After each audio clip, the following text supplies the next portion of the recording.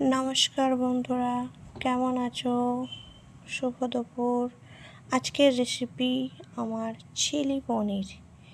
নিরামিষের দিনে চিলি পনির খেতে খুবই ভালো লাগে। তো দেখো বন্ধুরা, আজকে প্রথমে কড়াই গরম করে তাতে তেল দিয়ে আমি পনিরগুলোকে হালকা লাল লাল করে ভেজে নিলাম।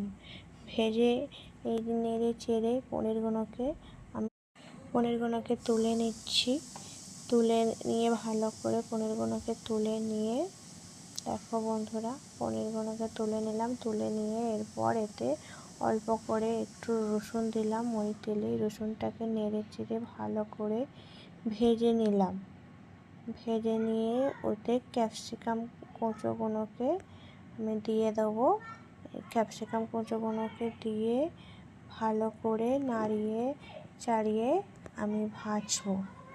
2-3 মিনিট ভাজার পর ওতে টমেটো কুচিগুলোকেও সেমভাবে দিয়ে দিলাম।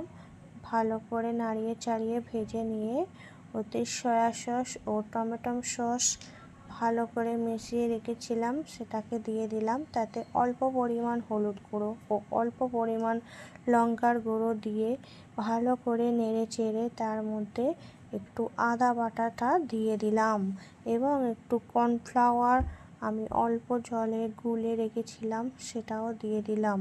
তারপর ভালোভাবে ক্যাপসিকাম ও টমেটোগুলো হালকা সেদ্ধ হয়ে এলে তার ওপর দিয়ে পনিরগুলো দিয়ে দিলাম। তারপর ভালো করে ফুটিয়ে নিয়ে নেড়ে চেড়ে তার ওপর দিয়ে পনির মশলা ও একটু ঘি দিয়ে দিলাম। ভালো করে নেড়ে চেড়ে নামিয়ে নিলাম। নামিয়ে নিয়ে দেখো পরিবেশন করে দিলাম পরোটার সঙ্গে।